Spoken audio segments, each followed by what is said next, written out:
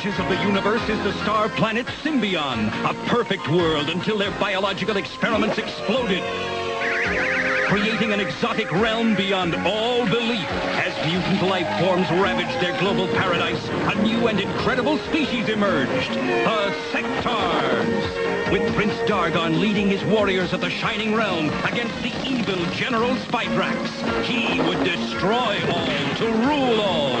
His terror troops of the Dark Domain know no mercy.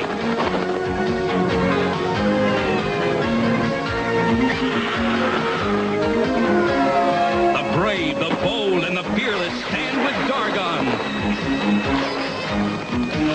The brutal and cruel attack with Spidrax. These are the Sectaurs, the warriors of Symbion. Hey everybody, the Freelancer back again to do another showcase for Freelance for you guys. And as you probably saw from the title page, you're probably getting sick of them, but one more time I've got another Sectaur. And this time I wanted to talk about these two guys. This is Prince Dargon and Dragonflyer.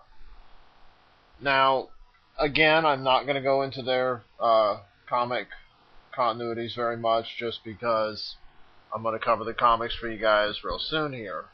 You'll probably see that probably after this video, but I'm not holding any promises. Dargon, as per his name, is the Prince of the Shining Realm. He is kind of that, you know, everybody likable kind of guy. You know, his subjects just follow him without question, because he's always making, you know, good decisions, right decisions, always putting everybody else's well-being before his own. You know, he's just the perfect little golden boy. At least in the cartoon. Not that that's enjoyable nonetheless. Dragonflyer, his telebonded steed here, as they call him, is supposed to be the greatest insectoid to ever be produced by the Shining Realm. They basically breed these things much like you would horses or things, and he's the greatest one that's ever been made. Or bred. Spidrax is destroying everything. Push forward, Mantor. Defend the castle for the Shining Realm. Bred, however you want to put it. So, of course, it would go to the royal family. Dargon, much like characters like He-Man, Bravestar, all those different sorts, your primary heroes, always seems to, when the rest of the group will find themselves in a situation, he's not as affected by it as the rest of them.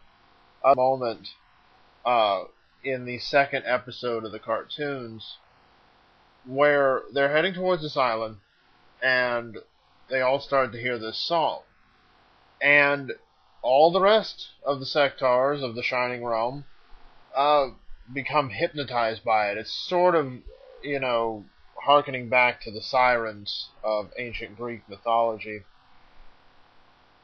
And he was down in the hold of this ship. He comes up, and everybody else is hypnotized except him.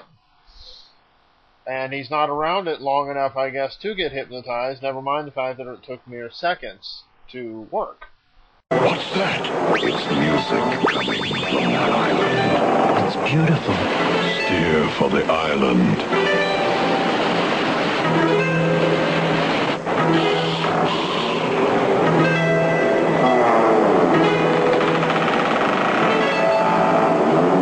Zach, why did we change course? Oh no, they're under a spell. But, hey, you know, it was the 80s. You'll forgive that. You know, they had little discretions like that now and again. Oh well. The point being that he's an enjoyable character, and this one is not, as a figure, is not any different from the Sectaurs you've seen thus far. He's exceptionally well detailed, exceptionally tall, and comes with a lot of accessories. Now, I've only got him currently with 2 of his guns. He also came with a sword and a good-sized shield.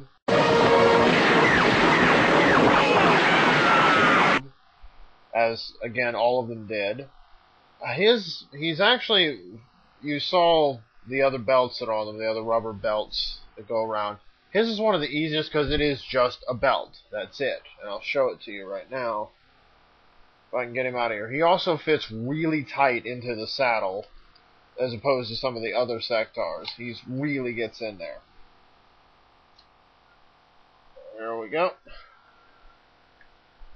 As you can see, his belt is just a belt. That's it. It just wraps around and then wraps around the back. Great detailing in his hair.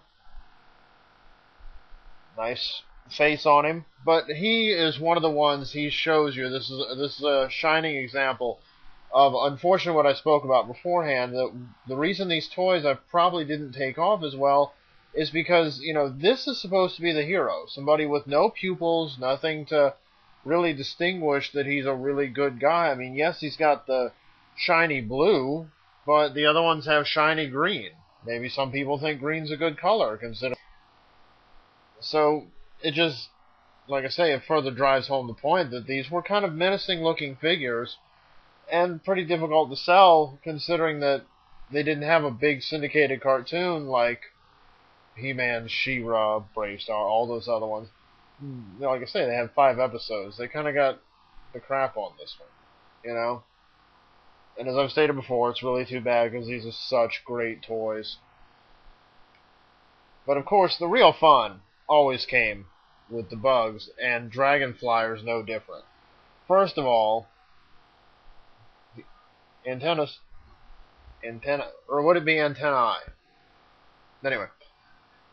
He's got this huge saddle on his back. I mean, look at that. That's a lot to be toting around. He also had great backpacks and extra holsters for Dargon's other weapons. So if you couldn't fit them on him when he was sitting on here, you could slide them in there. I mean, or you could take weapons from other characters and put them in here, just so Dargon's got just weapons everywhere, like a walking one-man army kind of thing. Kind of like Mad Max in the Beyond Thunderdome movie.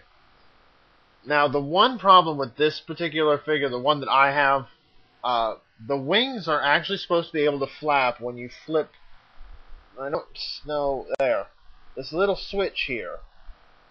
You flip that switch and it makes the wings flap. Unfortunately, this toy won't do that anymore. The motor in it is long since gone out. And from what I understand, that's a real problem with a lot of them, is that the motors just didn't last. But other than that little problem, which to me is no problem at all, because just like anything, well, shoot, Megatron back there with the whole lights and sounds thing, I yanked his batteries out because I don't care about stuff like that. And this, I don't care either. No, he can't flap his wings, but I usually just have him sitting like this. So why would I bother giving him wings? Besides, I can still do the mouth thing. Of course, just like Tranquilus, more great detailing on this bug as well. I love his big red tongue. I love that. That is just great. Love his teeth. Love his fur. His fur is a little more coarse, though, than Tranquilus's fur for some reason.